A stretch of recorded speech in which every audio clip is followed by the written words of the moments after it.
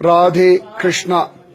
அற்புதமான திரியுகி நாராயணன் கோவில், சிவபார்வதி கல்யாணம் நடந்த இடம் இதுதான். இந்த அக்னிகுண்டமானது சிவபார்வதி கல்யாண சமயத்துல ஏத்தின அக்னிகுண்டம். அவளுக்கு அக்னி சாட்சியா கல்யாணம் நடந்த பொழுது ஏத்தின அக்னி 3 யுகமாக எரிந்து கொண்டிருக்கக்கூடிய ஒரு அக்னி. அதனால பிரத்யக்ஷமா பவித்திரமா சரி அக்ஷயமா எரிஞ்சுட்டே இருக்கக்கூடிய ஒரு அக்னி. பெரிய பெரிய கட்டை போட்டு இருக்கா. ரா பகலா மாத்தி மாத்தி அரா போட்டுட்டே இருப்பா. அந்த அக்னி குண்டத்துல அந்த நெருப்பு அணைஞ்சதே இல்லை.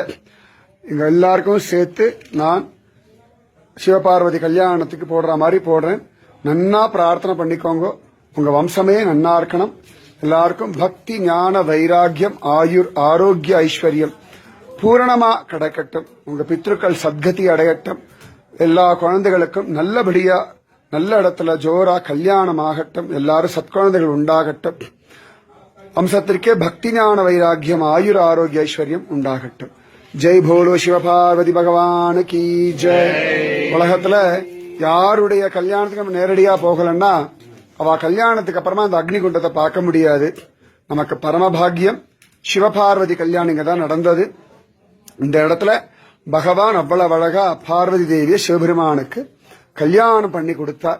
அந்த இடத்த அந்த அக்னி, அதாவது 3 யுகமா எரிஞ்சின்னு இருக்கக்கூடிய ஒரு அக்னி இந்த அக்னி பகவான்.